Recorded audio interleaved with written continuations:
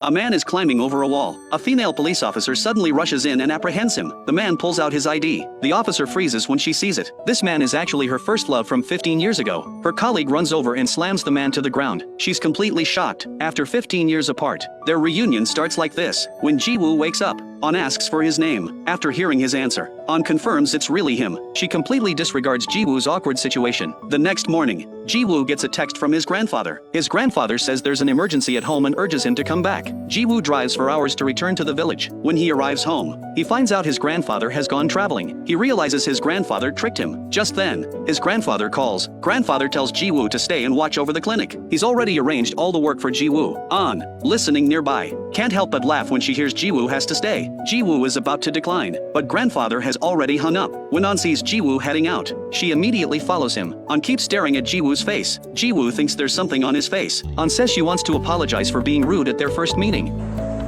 초면에 죄송했다고요?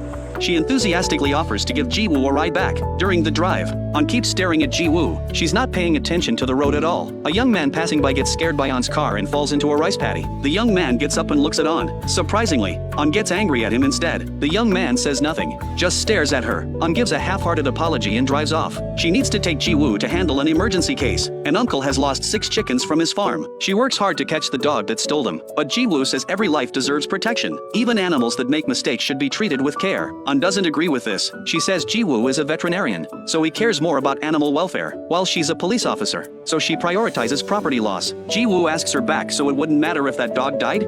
To provoke Ji-woo, An deliberately leads him through the rice paddy. An walks steadily, but Ji-woo takes a tumble. An sees Ji-woo sprawled in the rice paddy. She pretends to be worried and asks how he's doing. Ji-woo is a bit scared, because he sees today's patient is a goat. An quietly lifts her foot, watching his reaction. Ji-woo works at the clinic. An giggles outside. After work, Ji-woo is completely dirty and soaked. An then leads a group of village ladies inside. The ladies immediately drag Ji-woo into the room. Ji-woo looks helplessly at An, but An signals there's nothing she can do. An pretends to be disgusted as she watches Ji-woo pleading for help, but when she notices the wound on Ji-woo's head, she can't help but reach out and press the band-aid firmly in place for him.